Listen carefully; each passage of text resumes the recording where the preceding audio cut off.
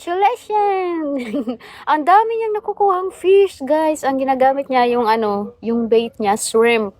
Binabalatan niya yung shrimp. Ang dami niya nang nakukuha, pinakita niya sa akin.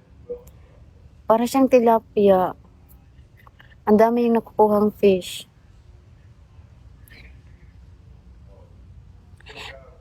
Pupunta kasi ako doon, kinausap ko siya kung anong ginagamit niya na bait para sa fishing rod. So, sinabi, nakita ko rin siya, wala siyang balat. So, ang dami, palagi siyang nakakakuha ng isda.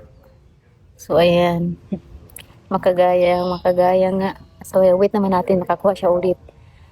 Ang daming mga nagpi-fishing dito, pero wala akong nakita sa kanila na nakakuha sila. Ngayon, alam ko na kung anong gagamitin natin para makakuha tayo ng isda.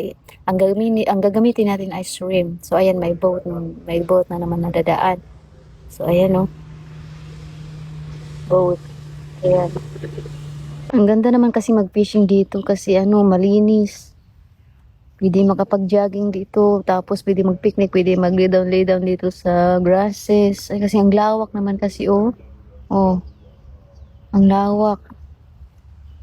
Doon pa sa kabila. Ayan.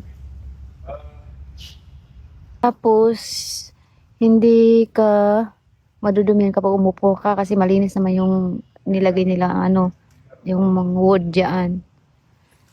Dito ako binibidyohan ko siya kasi lagi siya nakakakuha ng isda. So, alam ko na ngayon kung anong gagamitin natin kapag nagpi-fishing. Pero yung fishing rod namin nasira na kasi hindi, ang gagamitin pala dito mag-fishing, hindi yung fake na bait. Dapat real ang gagamitin mo. Shrimp ang gagamitin mo. Ayun, nakakuha siya ulit. Meron naman ulit.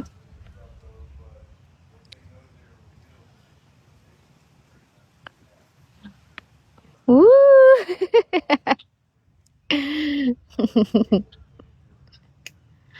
Ang galing.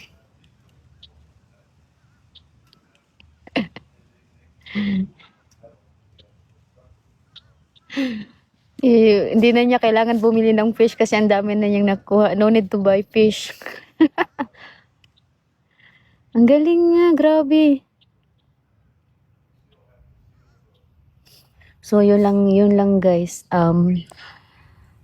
Ulitin ko, shrimp, ang gagamitin natin shrimp is para makakuha tayo ng maraming isda. Kasi ang dami yung nakuha kasi shrimp gamit niya.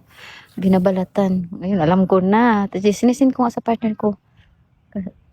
Kasi tinignan ko yung laman ng niya, lagayan niya. Ang dami isda niya na nakuha. Nakuha niya.